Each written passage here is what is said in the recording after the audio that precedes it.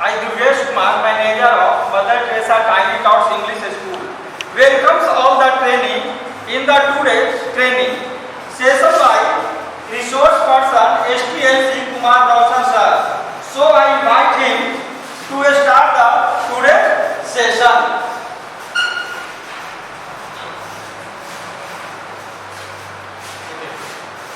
So, thank you Durgesh sir for inviting me. He is our manager. So, I welcome once again all of you to the today's meeting that is on the topic salient features of the National Education Policy. So, firstly I would like to thank our principal, our director sir, our manager sir, our PET, our PRT, all the teachers, all my colleagues, all the educated and the non-educated staff who are present over here to get information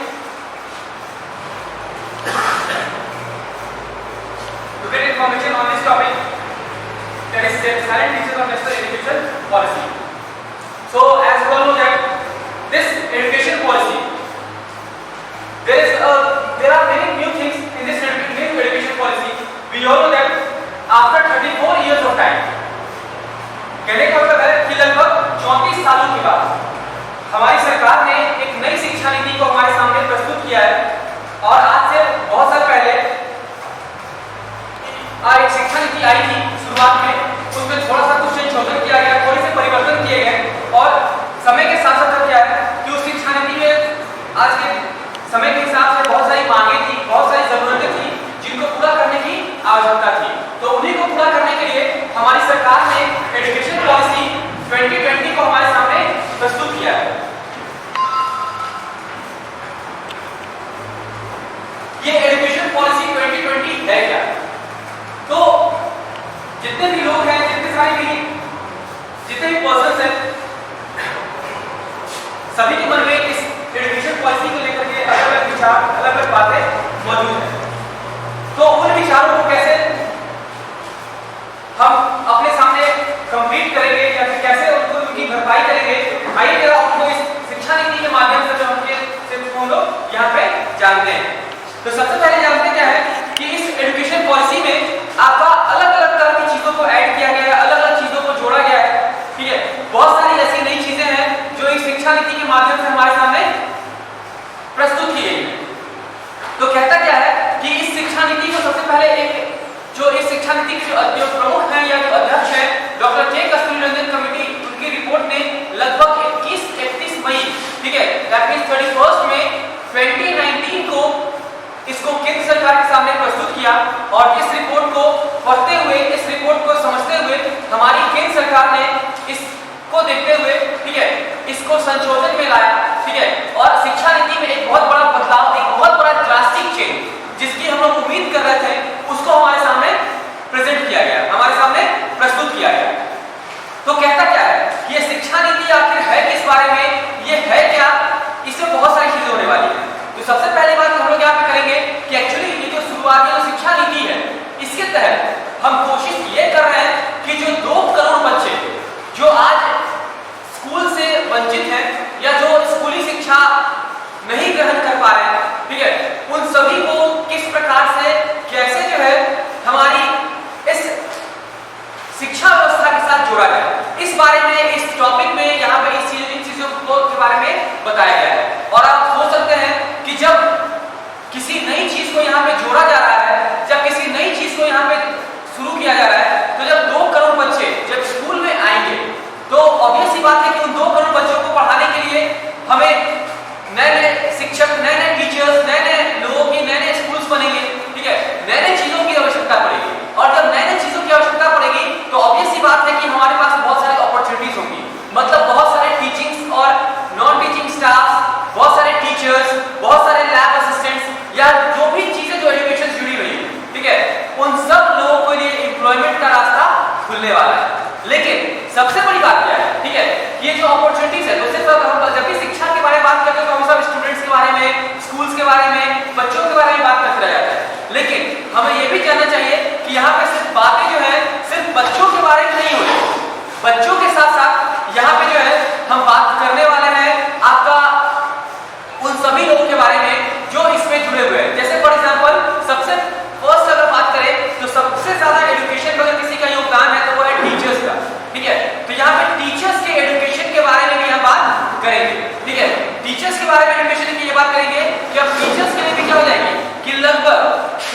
2030 तक, ठीक है। अब BEd course, ठीक है, 4 years BEd integrated course को यहाँ पे establish करने की बात की जा रही है, ठीक है। मतलब एक्चुअली है क्या, ठीक है। तो ये जो बीएड का जो कोर्स है, ठीक है, ये आपका मतलब ग्रेजुएशन प्लस 1 ईयर ट्रेनिंग हम लोग कह सकते हैं, ठीक है। तो इस प्रकार से आपका क्या है, 4th year BEd integrated course को यहाँ पे स्टार्ट करने की बात की जा रही है इस एनईपी 2020 के माध्यम से, ठीक है। प्लस यहाँ पे बातें ये की जा रही है कि एनईपी 2020 के साथ साथ क्या होगा कि एक कह सकते हैं कि हम लोग ऑलराउंड डेवलपमेंट, स्टूडेंट्स के ऑलराउंड डेवलपमेंट की यानी बहुमुखी विकास की यहाँ पे बात की जा रही है। तो यहाँ पे एक्चुअली बात ये की जा रही है कि किस तरह से, किस प्रकार से हम जो है अपने स्कूली बच्चों को या किस प्रकार से अपने स्कूल के बच्चों को यहाँ पे अपने साथ जोड़ने का, उनको अपने साथ ऐड करने का काम कर रहे हैं, कैसे उनको आगे पढ़ाने का काम कर रहे हैं, कैसे उनको शिक्षा के प्रमुख धारा में लाने की बात हो रही है। बेसिकली बात क्या किया जा रहा है, यहाँ पे बात हो रही है एक कंप्लीट एजुकेशन सिस्टम को क्रिएट करने की, ठीक है। दैट मींस क्या है कि पहले जो लोग बात करते थे हमारे जो शिक्षा की जो नीति थी या शिक्षा का जो स्टाइल था वो आपका 10+2 बेसिस पे था, यानी 10th स्टैंडर्ड तक नॉर्मल स्कूल लाइफ, फिर बाद में +2, उसके बाद फिर नॉर्मल स्टडीज, ठीक है। लेकिन अब इसमें एक बहुत बड़ा बदलाव किया जा रहा है। अब इसमें एक सबसे बड़ा चेंजेस ये किया जा रहा है कि जो स्कूल की जो शिक्षा है, ठीक है, इसको 15 सालों में विभाजित किया जा रहा है, यानी 15 इयर्स में इसको बांटा जा रहा है। जिसमें अगर बात किया जाए कि अगर देखिए कहता क्या है, इसमें 5+3+3+4 का एक न्यू फॉर्मेट जो है बनाया गया है। सबसे पहले इसमें सबसे बड़ा बदलाव ये किया गया है कि इसमें MHRD यानी जो ministry of human research and development department थी, अब इसका नाम बदल करके एजुकेशन डिपार्टमेंट कर दिया गया है, जो शायद आज से बहुत साल पहले कर देना चाहिए था, ठीक है। क्योंकि जब आप किसी भी चीज का जो नाम होता है वो स्पेशली क्या करता है, वो रिलेवेंटली शो करता है इस चीज को कि वो क्या है, ठीक है। तो बेसिकली क्या है, अब यहाँ पे इसको एजुकेशन मिनिस्ट्री से जोड़ करके या एजुकेशन डिपार्टमेंट नाम दे करके ये बात को साफ कर दिया गया है कि इसमें सिर्फ और सिर्फ शिक्षा से रिलेटेड बातें को यहाँ पे की जाएंगी, ठीक है। तो फर्स्ट ऑफ ऑल अगर हम लोग बात करें ये 5+3+3+4 ये है क्या, ठीक है। ये जो 15 साल का जो एजुकेशन सिस्टम है इसमें जो बेसिकली किया गया है तो 3 इयर्स ऑफ प्रीपेरेटरी या फिर प्री स्कूलिंग, ठीक है, प्लस उसके बाद जो 12 इयर्स ऑफ नॉर्मल एजुकेशन की बात की जा रही है। मतलब 3 साल जो है जो प्राइमरी एजुकेशन के देते हैं बच्चों को, जहां अब उनको हंसना खेलना क्लासेस में बैठना उठना सिखाते हैं, बेसिकली उन्हीं बारे में बात की जा रही है, ठीक है। कि हंसते खेलते हुए उनको कैसे आगे लेकर के जाना है। प्लस अगर बात करें तो बेसिकली 5+3+4 ये एक्चुअली है क्या, तो कहा जाता है क्या कि पहला जो 5 है, ठीक है, जो पहला जो फर्स्ट जो 5 की हम लोग यहाँ पे बात कर रहे हैं इसमें, ठीक है, इस 5 में फर्स्ट जो है वो है हमारा बेसिकली जो प्रीपेरेटरी स्टेज, यानी इस टाइम क्या होगा कि बच्चों को बेसिकली क्या किया जाएगा, आपका सिखाया और समझाया जाएगा, ठीक है, कि किस प्रकार से बच्चे जो है वो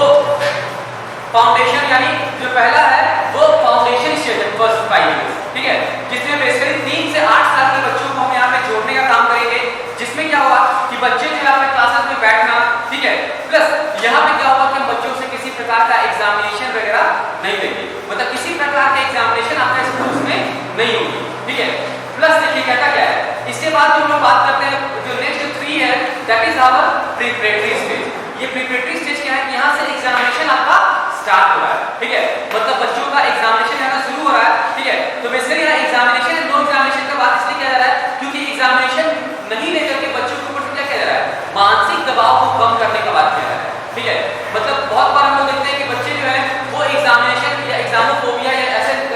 बहुत सारी चीजों के शिकार हो जाते हैं, ठीक है। तो इन सभी चीजों का से बच्चों को फ्री किया जा रहा है, ठीक है, उनको इन सब चीजों से बाहर रखने की कोशिश की जा रही है। प्लस इसके बाद अगर बात किया जाए तो प्रीपेरेटरी में उनका एग्जामिनेशन स्टार्ट हो रहा है, ठीक है, लेकिन यहाँ पे क्या है,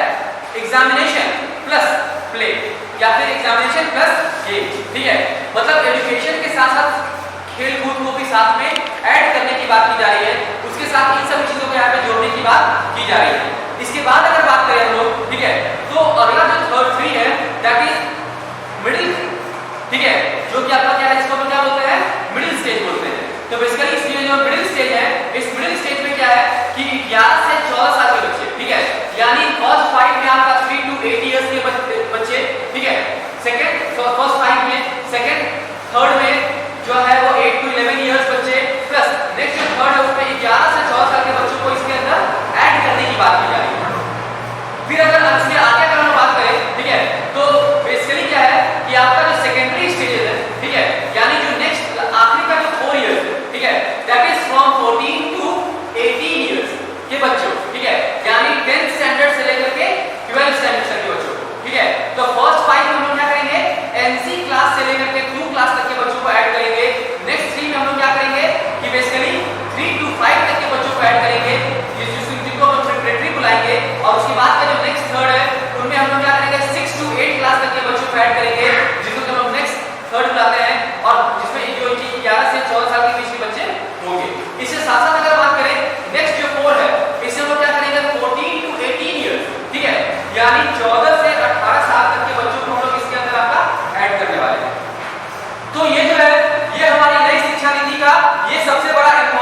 बात है। वो अब देखिए कहता क्या है इसके बाद 12th के बाद बेसिकली होता क्या है कि 12th स्टैंडर्ड के बाद बहुत सारे बच्चे जो हैं वो अलग-अलग जगहों पे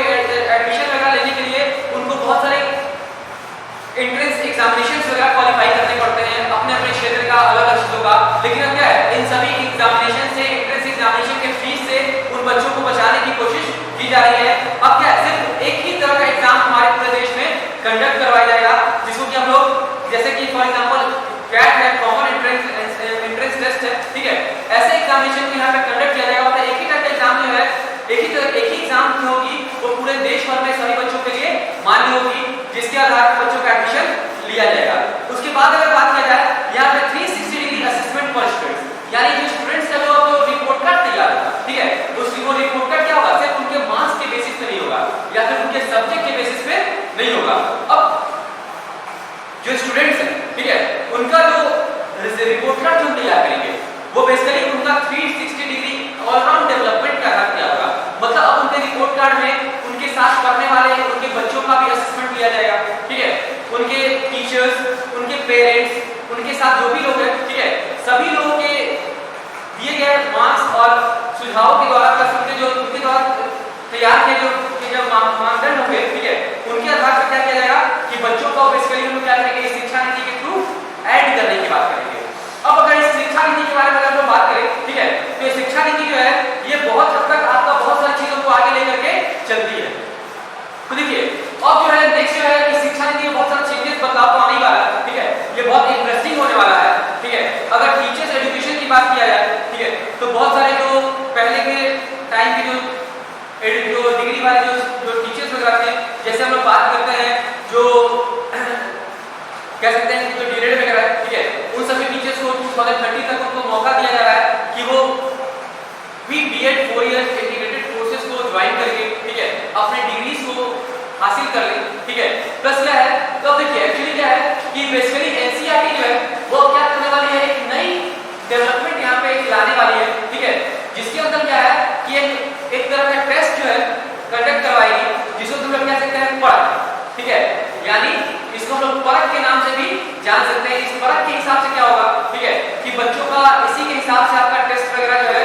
लिया जाएगा, ठीक है। प्लस क्या है कि अगर हम लोग हायर एजुकेशन की भी अगर बात करें तो बेसिकली क्या है कि जो ग्रेजुएशन होगा वो आपका 4 इयर्स का होगा, ठीक है, और हर ईयर के लिए क्या होगा कि आपका जो है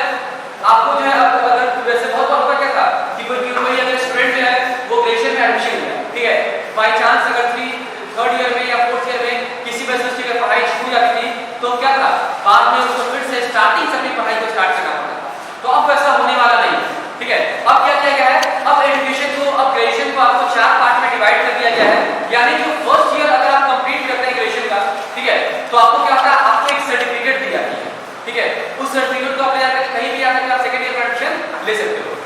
सेकंड ईयर कंप्लीट करने के बाद क्या होता है कि आपको एक डिप्लोमा का certificate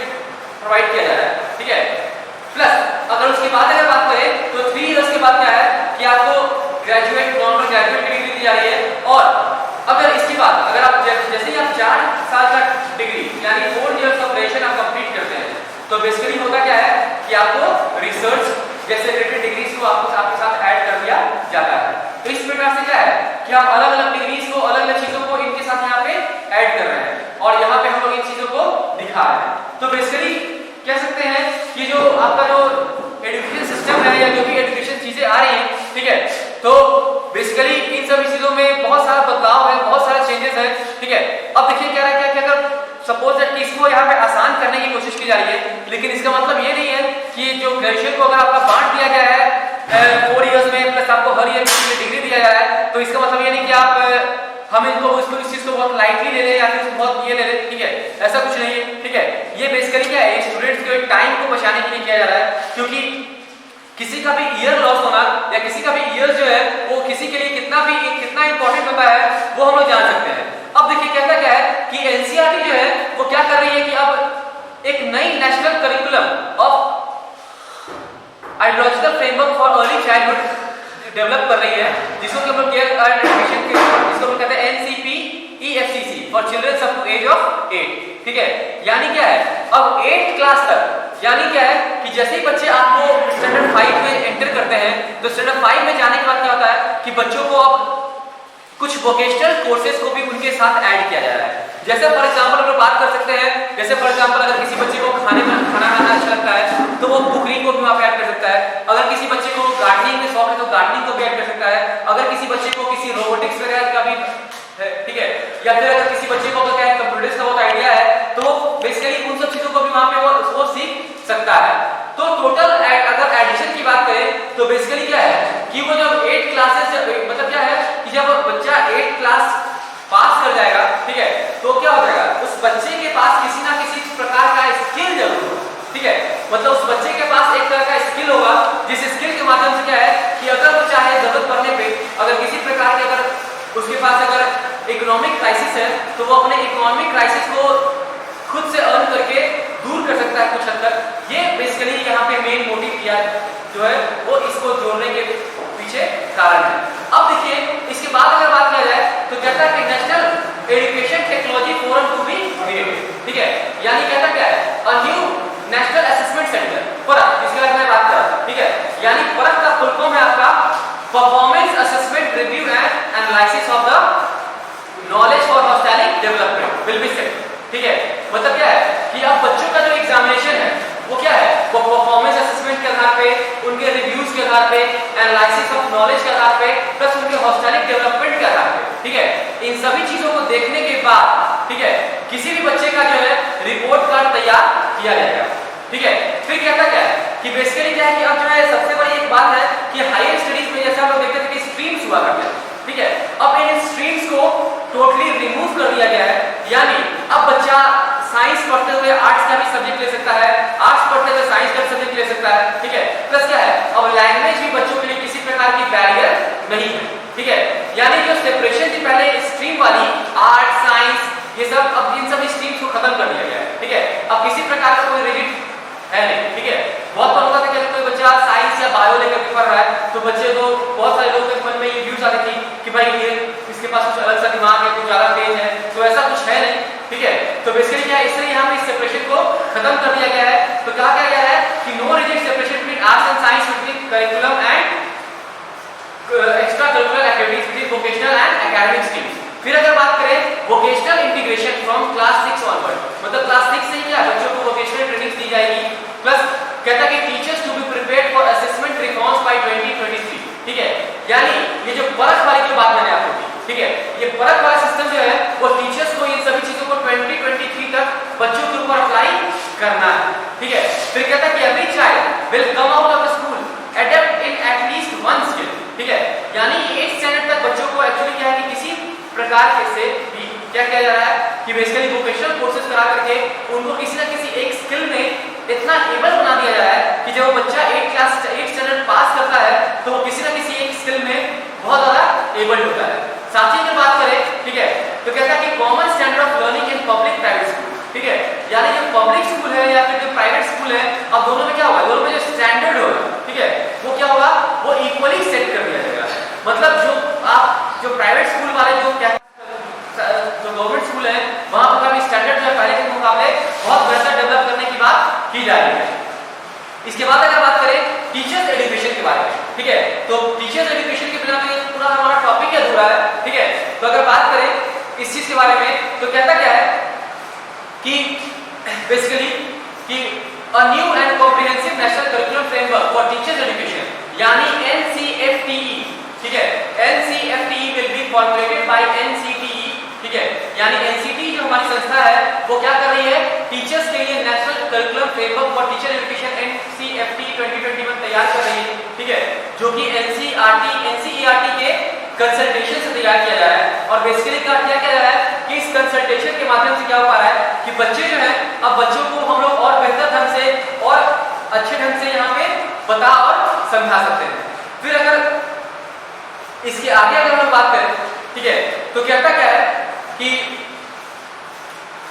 by 2030 the minimum degree qualification for teachers will be 4 years integrated degree, ठीक है, मतलब 2030 तक, ठीक है, किसी भी शिक्षक को पढ़ाने के लिए 4 साल का बीएड इंटीग्रेटेड डिग्री होना बहुत ही आवश्यक हो जाएगा, ठीक है, यानी जितने भी लोग जिनके पास 4 ईयर का बीएड जिनका बीएड डिग्री है भी शायद, ठीक है, उनको भी 1 साल का डिप्लोमा कोर्स वगैरह उनको करना पड़ेगा, ठीक है, दैट मींस क्या है 4 इयर्स इंटीग्रेटेड डिग्री जो है वो सभी को के लिए आवश्यक हो जाएगी। अदरवाइज उनको बेसिकली जो है, ठीक है, वो बहुत ही कंपलसरी हो जाएगी स्टूडेंट्स के लिए, टीचर्स के लिए। तो बेसिकली क्या है, तो ये इन सब चीजों के ऊपर बहुत बड़ी ध्यान दी जा रही है, ठीक है। तो ये कहते हैं कि एक्चुअली शायद ऐसा सोचने, ऐसा गवर्नमेंट के ऊपर से ऐसा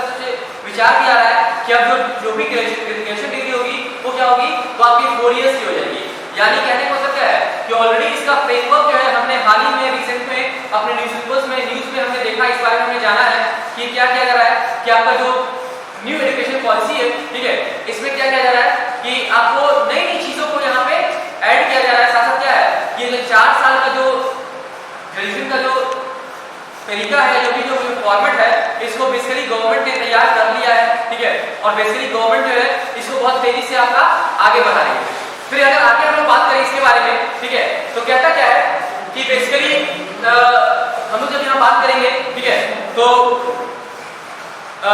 ये जो न्यू एजुकेशन पॉलिसी है इसमें और भी बहुत सारी चीजों को ऐड किया गया है, बहुत सारी चीजों को जोड़ा जा रहा है। वो क्या चीजें हैं, आइए मैं आपको थोड़ा सा एक बार और दिखाता हूँ, ठीक है। तो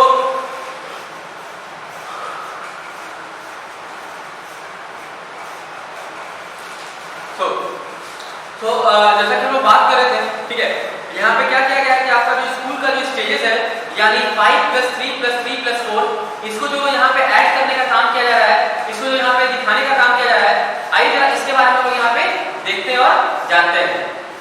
तो कहता क्या है कि जो स्टैंडर्ड सेट किया गया है, ठीक है, 5+3+3+4 के बारे में, ठीक है, तो कह सकते हैं क्या कि जो स्टैंडर्ड है ये बेसिकली क्या है कि जैसे जिस टाइप के जो टीचर्स होंगे, ठीक है, उनको उसी हिसाब से वहां पे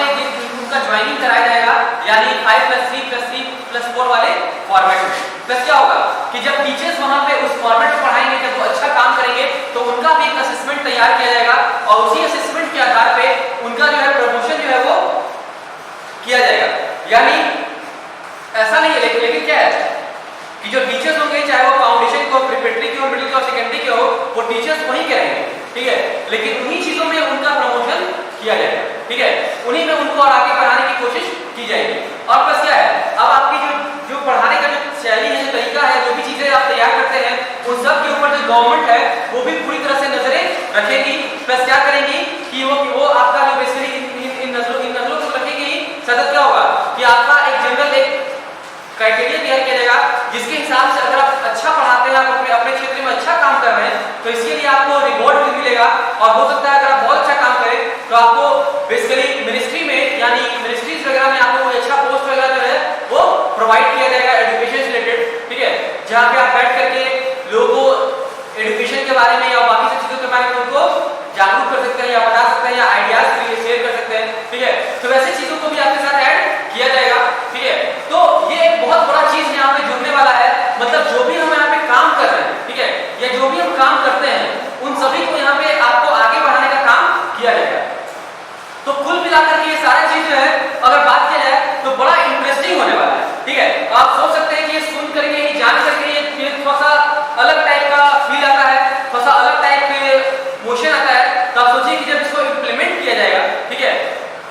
हाँ, अब ये देखना बहुत जरूरी है कि इसको इम्प्लीमेंट करने के लिए हमें क्या क्या चीजों की रिक्वायरमेंट होगी, क्या क्या चीजें बदलने वाली हैं और कितनी तेजी से बदलने वाली है और क्या बदलने वाला है, ठीक है। तो ये और प्लस क्योंकि जब ये शिक्षा नीति जिस प्रकार से तैयार की गई है, या जो एजुकेशन पॉलिसी जिस प्रकार से तैयार की गई है, ठीक है, ये एक अपने आप में एक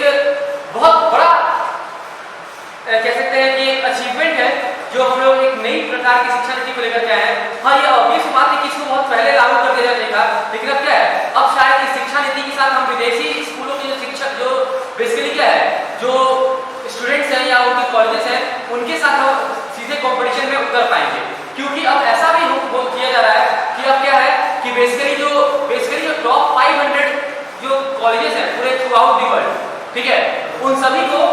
यहाँ पे यानी कि इंडिया में आने का प्रस्ताव जो है वो दिया गया है। मतलब जो टॉप स्कूल्स हैं, टॉप कॉलेजेस हैं दुनिया के, वो अब हमारे यहाँ होंगी, ठीक है। एक्चुअली क्या है कि इसको आज से बहुत साल पहले यहाँ पे मनमोहन सिंह की सरकार के टाइम में इन सभी को यहाँ पे लाने का प्रस्ताव मनमोहन सिंह ने रखा था, लेकिन वहाँ पे बेसिकली बीजेपी ने इस चीज को लेकिन आज वापस से क्या है कि उसी चीज को यहाँ से वापस से संशोधन में वही लाया जा रहा है और वापस से उन सभी विदेशी स्कूलों को हमारे यहाँ आने का मौका मिल रहा है।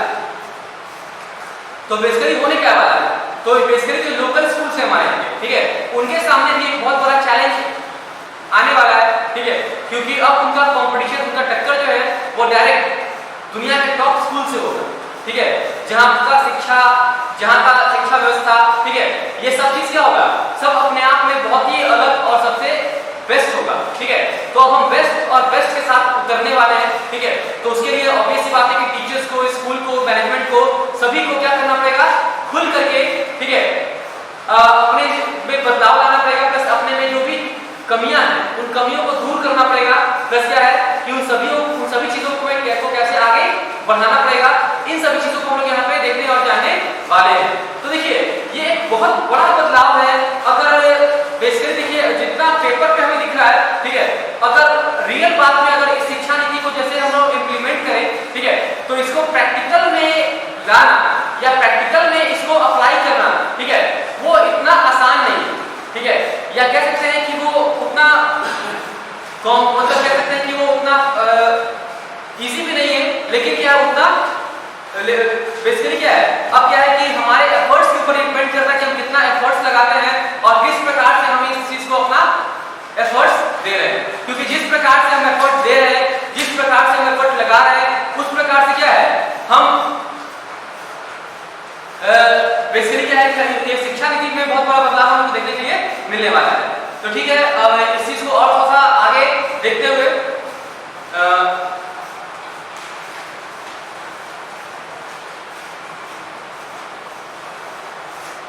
ये जो नई शिक्षा नीति है, ठीक है, इसको शॉर्ट में आपको मैं थोड़ा सा एक वीडियो के माध्यम से थोड़ा सा आपको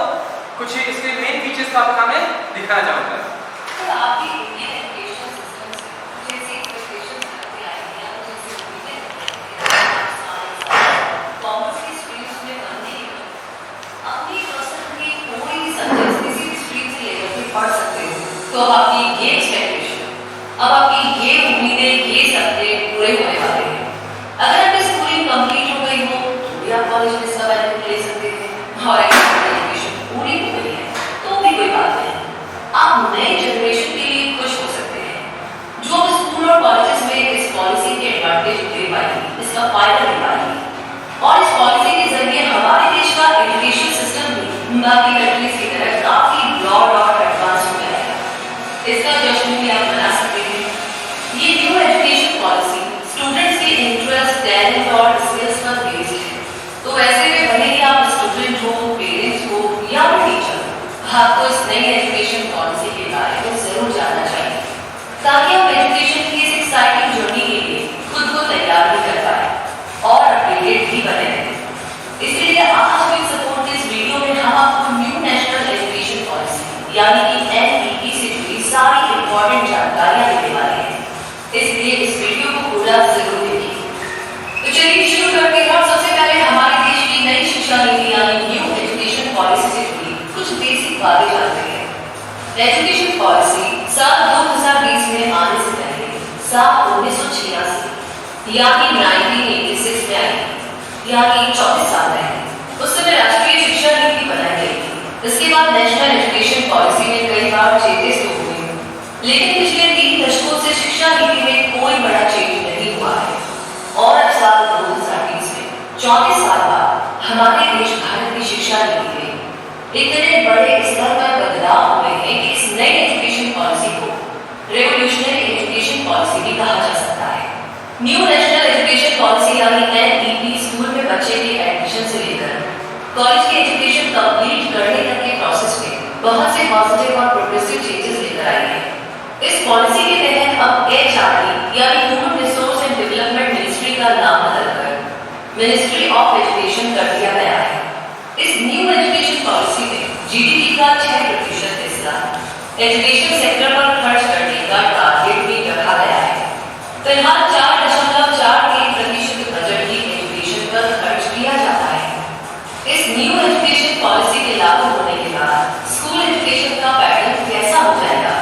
आइए इसे समझते हैं। इस पॉलिसी के आने के बाद स्कूल एजुकेशन का पैटर्न पूरी तरीके से बदल जाएगा। अभी तक स्कूल एजुकेशन 10+2 पर बेस्ड थी, लेकिन अब इस नए सिस्टम ने एजुकेशन को 5+3+3+4 स्टेजेस में बांट दिया गया है। आइए हम इस स्टेजेस के बारे में जानते हैं। सबसे पहला स्टेज है फंडामेंटल स्टेज। इस स्टेज में स्कूल के पहले 5 साल आते हैं, जिनमें से शुरुआती 3 साल बच्चे आंगनबाड़ी, बालवाड़ी या प्री स्कूल में पढ़ेंगे। इस दौरान उनकी एज 3 से 6 साल तक होगी और अगले 2 साल में बच्चे फर्स्ट और सेकंड क्लास की पढ़ाई करेंगे। इन क्लासेस में पढ़ने वाले बच्चों की उम्र 6 से 8 साल होगी। ये एजुकेशन एक्टिविटी बेस्ड लर्निंग होगी, जिसमें बच्चों के खेल के जरिए नई स्किल्स को डेवलप कराया जाएगा। इस स्टेज पर एक बड़ा चेंज ये देखने को मिलेगा कि अभी मौजूद पैटर्न में आंगनबाड़ी या प्री स्कूल में बच्चे 2 साल रहते हैं, जबकि नए पैटर्न में ड्यूरेशन 3 साल हो जाएगी। बढ़ते आगे दूसरे स्टेज की तरफ, ये है प्रिपरेटरी स्टेज। इस स्टेज में स्कूल एजुकेशन के 3 साल आएंगे, जिनमें बच्चा तीसरी से 5वीं क्लास तक पढ़ेगा और इस दौरान उसकी उम्र 8 से 11 साल तक होगी।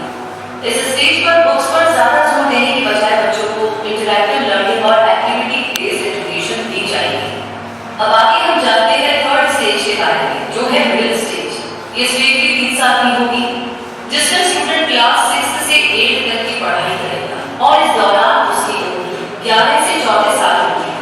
इन क्लासेस में स्टूडेंट को maths, science, arts, social science और ह्यूमैनिटी की एजुकेशन दी जाएगी,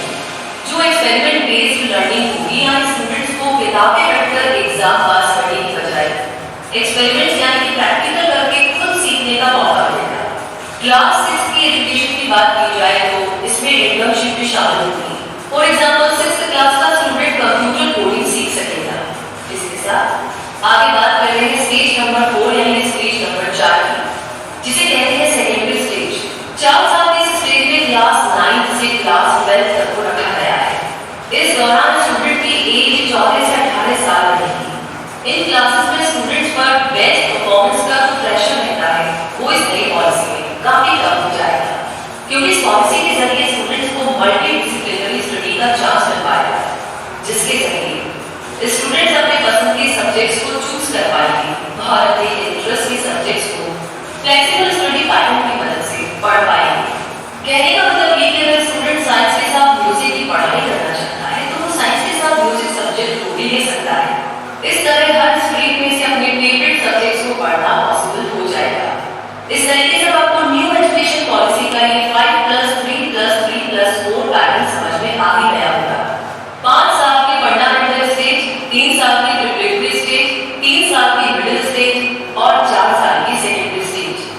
इसी के साथ हम आगे बढ़ते हैं और समझते हैं ECCE फ्रेमवर्क भी स्कूल एजुकेशन में कोई चेंजेस से जुड़ा है, इसलिए इसके बारे में भी जान लेते हैं। ECCE का फुल फॉर्म है early childhood care and education. इसमें बच्चों को एजुकेशन देने के साथ उनकी केयर की जाती है, जिसके लिए टीचर्स को स्पेशल ट्रेनिंग मिलेगी। इस फ्रेमवर्क के अनुसार 3 से 8 साल के बच्चों को 2 कैटेगरी में बांटा गया है। फर्स्ट कैटेगरी में 3 से 6 साल तक के बच्चे होंगे जो ECCE के तहत एजुकेशन लेंगे और इसके बाद 8 साल के होने तक बच्चे प्राइमरी में पढ़ेंगे, जो फ्रेमवर्क की सेकेंडरी कैटेगरी होगी। वैसे न्यू पॉलिसी में और भी बहुत से बड़े चेंजेस हुए हैं, जैसे क्लास 10 और 12 के बोर्ड एग्जाम पैटर्न में बदलाव किया जाएगा, जिससे स्टूडेंट को रटकर एग्जाम देने के लिए कोचिंग के प्रेशर में नहीं पढ़ना होगा। अब इन एग्जाम्स का पैटर्न ऑब्जेक्टिव और डिस्क्रिप्टिव में बदला जाएगा, ताकि स्टूडेंट्स की नॉलेज का टेस्ट लिया जा सके और उनके लिए बोर्ड एग्जाम्स इजी हो सके। ये एग्जाम्स न्यू एजुकेशन पॉलिसी लागू होने के बाद साल में 2 बार होंगे। बोर्ड एग्जाम्स के लिए नया नेशनल असेसमेंट सेंटर परत भी स्थापित किया जाएगा। कम से कम क्लास 5th तक के बच्चों की पढ़ाई मातृभाषा, स्थानीय भाषा या क्षेत्रीय भाषा में हो सकेगी। इस पॉलिसी के अनुसार स्कूल एजुकेशन में artificial intelligence, design thinking, holistic health जैसे कंटेम्परेरी सब्जेक्ट्स भी इंक्लूड किए जाएंगे और ट्रेडिशनल इंडियन वैल्यूज और कॉन्स्टिट्यूशनल वैल्यूज की जानकारी देने वाले कंटेंट को भी करिकुलम में शामिल किया जाएगा। अब स्टूडेंट्स स्कूल और कॉलेज में संस्कृत भाषा को एक ऑप्शन के तौर पर चुन सकेंगे। कई फॉरेन लैंग्वेजेस को भी सेकेंडरी एजुकेशन लेवल पर एक ऑप्शन के रूप में चुना जा सकेगा। इंडियन साइन लैंग्वेज को स्टैंडर्डाइज्ड भी किया जाएगा। तो आइए अब ये जानते हैं कि हायर एजुकेशन के लिए न्यू एजुकेशन पॉलिसी क्या इस नई पॉलिसी के साथ 2035 तक higher education gross enrolment ratio को 50% यानी कि 50% तक पहुंचाने का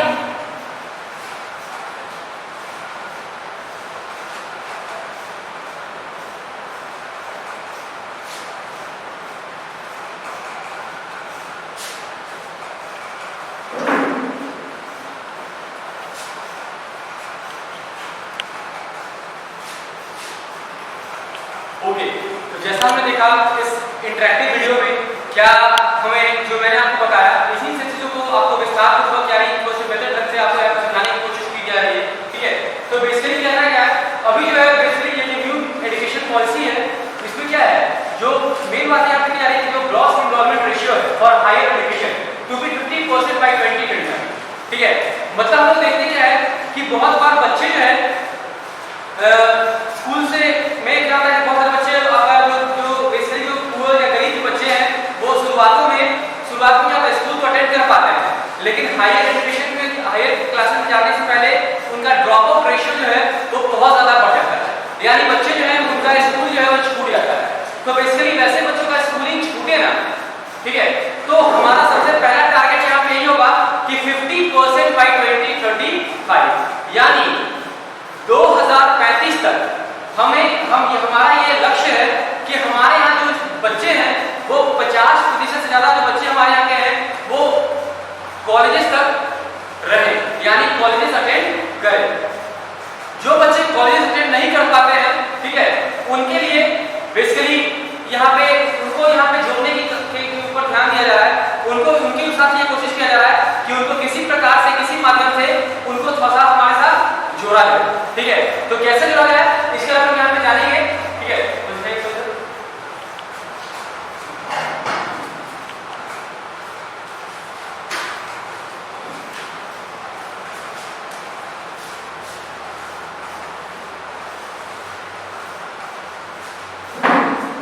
ओके, तो जैसा हम देख रहे हैं, ठीक है, बेसिकली क्या है 3 to 4 years of education system. ठीक है, यानी बेसिकली क्या है, जो एग्जामिनेशन है, एग्जामिनेशन का प्रेशर प्लस अब बच्चों के ऊपर क्या है, बच्चों अब बेसिकली हम ऐसा पढ़ाने जा रहे हैं, ऐसा बताने जा रहे हैं बच्चों को, ठीक है, जिससे कि बच्चा जो है वो तर्कसंगत जवाब देगा। ठीक है, मतलब हर बात को लेकर के उसको बेसिकली उसके पास नॉलेज हो, इंफॉर्मेशन हो। अब क्या है कि बच्चों को बेसिकली क्या ग्रेजुएशन में हम देखिए शुरुआत में फर्स्ट ईयर में सर्टिफिकेट, सेकंड ईयर में डिप्लोमा और 3 साल कंप्लीट करने पे ग्रेजुएट डिग्री और लास्टली अगर जब वो 4th ईयर कंप्लीट करता है रिसर्च बेस्ड ग्रेजुएट का उसको हम डिग्री जो है वो प्रोवाइड करते हैं। तो इस प्रकार से क्या है कि बेसिकली क्या है, अब आर्ट्स और ह्यूमैनिटीज सब्जेक्ट को क्या किया है कि जो इंजीनियरिंग और मेडिकल के जो कॉलेजेस हैं या जो मेडिकल कॉलेजेस हैं उनको उसको ऐड कर रहे हैं पूरे स्टूडेंट्स के लिए, सभी स्टूडेंट्स के लिए सिर्फ एक ही तरह का टेस्ट हम लोग ऐड कर रहे हैं। ठीक है, जिससे कि उनका एडमिशन वगैरह हो सके। अब क्या है कि अब जो बेसिकली जो भाषा है, ठीक है, वो भाषा तैयार की जा रही है, प्लस जो बच्चे जिनके पास पैसा नहीं है उनके लिए नैक बैंक तैयार की जा रही है, जिससे कि बच्चे जो है उन बच्चे जिसके माध्यम से होगा कि सीधे डायरेक्ट बच्चों के अकाउंट में पैसा जो है गवर्नमेंट भेजेगी जब वो अप्लाई करेंगे किसी प्रकार के भी लोन वगैरह के लिए। ठीक है, तो ये सबसे बड़ी इंपॉर्टेंट बात है। फिर कहता है कि higher education commission of India HECI बनाया जाएगा जो UGC की जगह लेगा। NCT NCERT की मदद से टीचर्स ट्रेनिंग के लिए एक नया नेशनल करिकुलम स्ट्रक्चर तैयार किया जाएगा। जैसा कि हम देख रहे हैं कि अभी हम लोग इन-हाउस ट्रेनिंग कर रहे हैं और लगभग क्या है आपका लगभग 50 घंटे का आपका जो ट्रेनिंग है हर साल कंपलसरी रखा गया है, 25 hours CBC and 25 hours in-house. ठीक है, तो इन सभी चीजों के ऊपर जोर दिया जा रहा है और जब सभी चीजों में हमारा देश इतना आगे बढ़ जाएगा, जब शिक्षा में नीति सही रूप में अप्लाई हो जाएगी, तो शायद एक दिन हम भी कह पाएंगे कि हम भी आज डेवलप हैं। ठीक है, आज जो हम लोग डेवलपिंग अपने आप को कहते हैं, कल के डेट में शायद हम अपने आप को डेवलप कह पाएंगे। तो ये एक बहुत बड़ा आयाम होगा हमारे सामने। ठीक है, और ये बहुत बड़ा मकसद है। ठीक है, कैसे इसको इंप्लीमेंट कर पाएंगे और किस प्रकार से इसको इंप्लीमेंट कर पाएंगे, इन सब चीजों के ऊपर हम लोग यहाँ पे हम आगे आपका देखेंगे। और बेसिकली क्या है ये जो न्यू एजुकेशन सिस्टम है, ठीक है, ये क्या कर रहा है, ये बेसिकली क्या कर रहा है कि हमें बहुत सारी चीजों के साथ आपको बेसिकली बहुत सारी चीजों में हमें एडवांस बनाने की कोशिश कर रहा है। ठीक है, अब आपका जो टीचिंग का जो स्टाइल है, जो मेथोडोलॉजी है, ठीक है, उसको भी चेंज करने की बात की जा रही है। बेसिकली क्या है अब जो एजुकेशन है वो सिर्फ बुक के ऊपर बेस्ड नहीं बल्कि और भी बहुत सारी चीजों के ऊपर बेस्ड होने वाली है। और क्या है कि अब बेसिकली क्या है कि आपका अलग अलग चीजों को यहाँ पे ऐड करने की कोशिश भी की जा रही है। तो इन सब चीजों को हम लोग यहाँ पे आगे देखने वाले हैं, ठीक है। अब आइए जरा इसको थोड़ा विस्तारपूर्वक अब अपने ट्रेनिंग लोगों से हम थोड़ा जानना चाहेंगे कि उनका व्यूज है इस बारे में क्या है, ठीक है। तो फर्स्ट ऑफ ऑल आपको एक असाइनमेंट फॉर्म दी जा रही है, ठीक है, और उसके ऊपर कुछ क्वेश्चंस हैं, आप उसको फिल करने का देखने का काम करेंगे। लेकिन साथ साथ क्या है कि मैं अपने कुछ जो ट्रेनिंग्स हैं, हमारे जो ट्रेनिंग टीचर्स बैठे हुए, ठीक है, इन हाउस ट्रेनिंग में मैं चाहूंगा कि वो इस एजुकेशन पॉलिसीज के बारे में या जो उनका व्यू है, ठीक है, अपने व्यूज को यहाँ पे थोड़ा सा हमारे सामने रखने का कोशिश करेंगे। I would like to ask Deepak sir to express his views about this education policy. Deepak sir.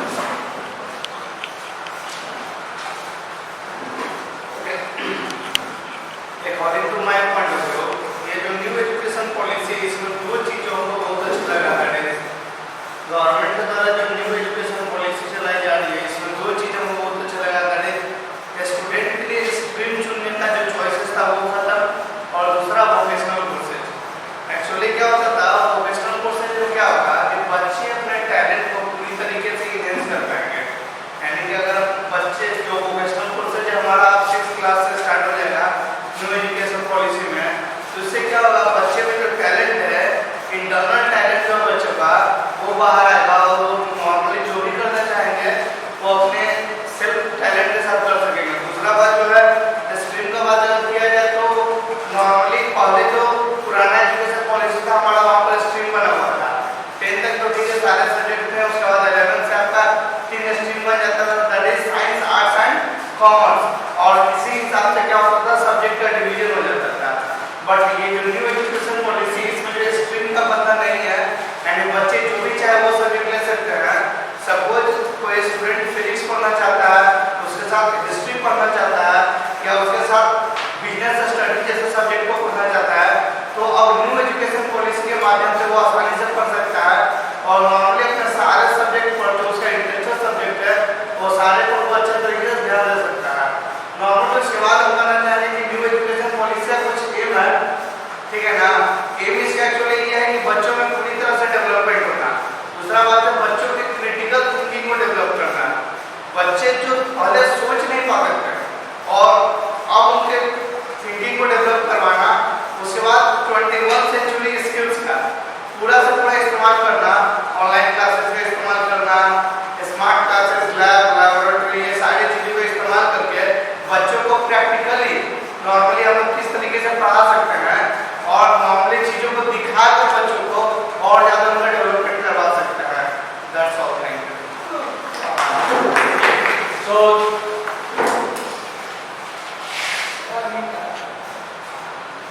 okay, so thank you Deepak sir. Now I would like to ask our next faculty Arun sir to express his views about something about this education policy.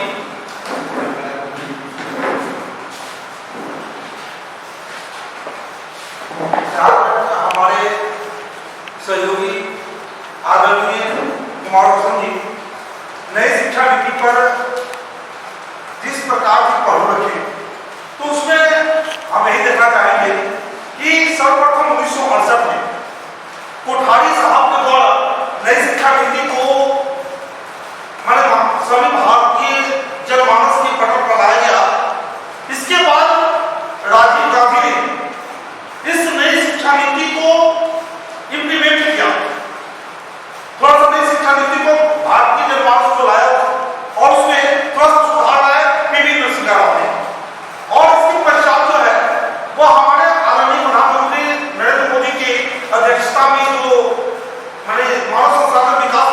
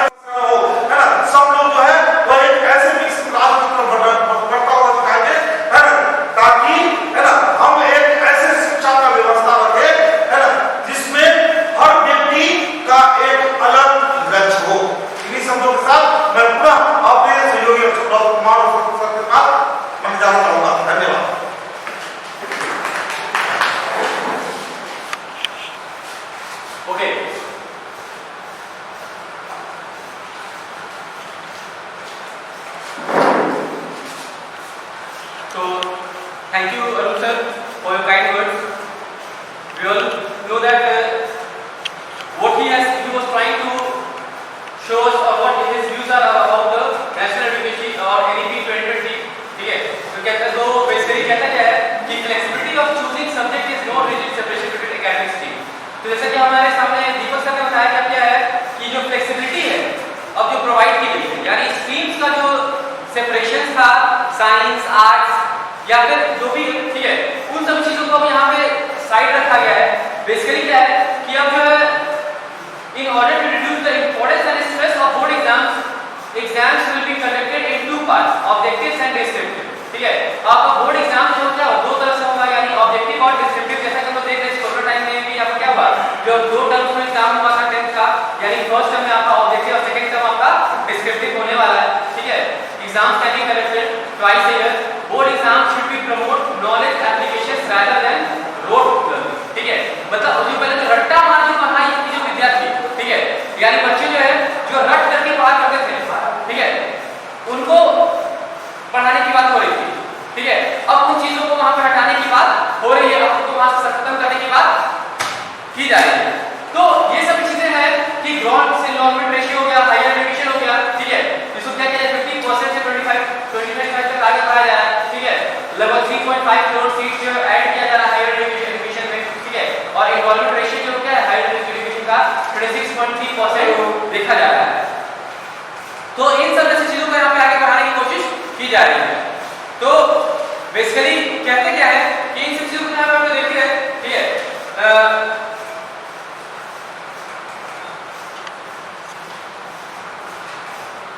ठीक है, तो basically कहता क्या है कि जो यहाँ पे हम लोग देख रहे हैं कि एनईपी 2020 जो हाइलाइट्स है इसका, ठीक है, वो और क्या दिखाता है हमें. तो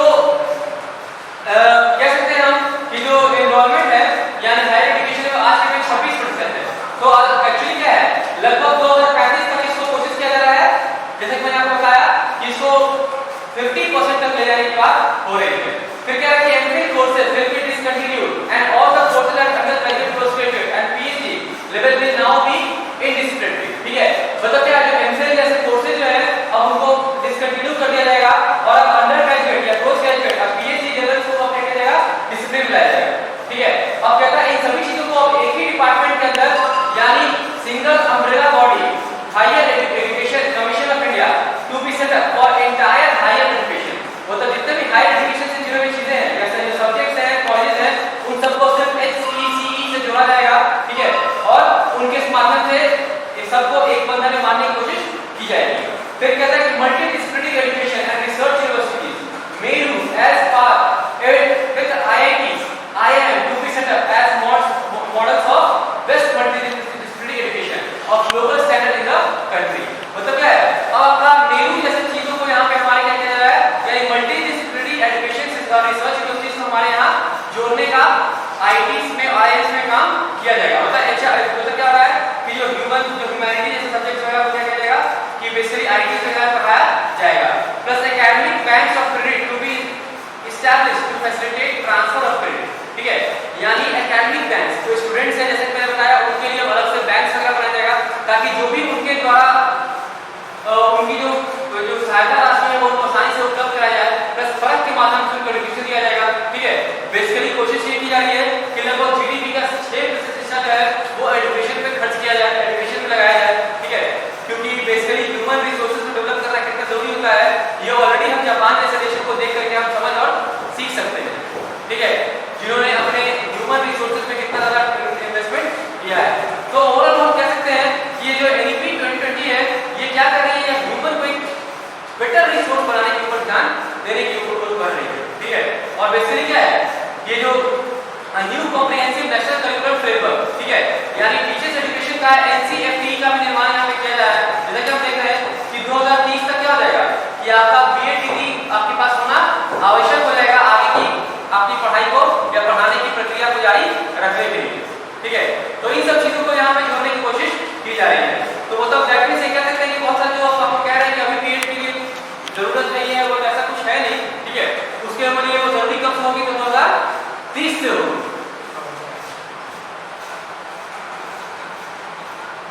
तो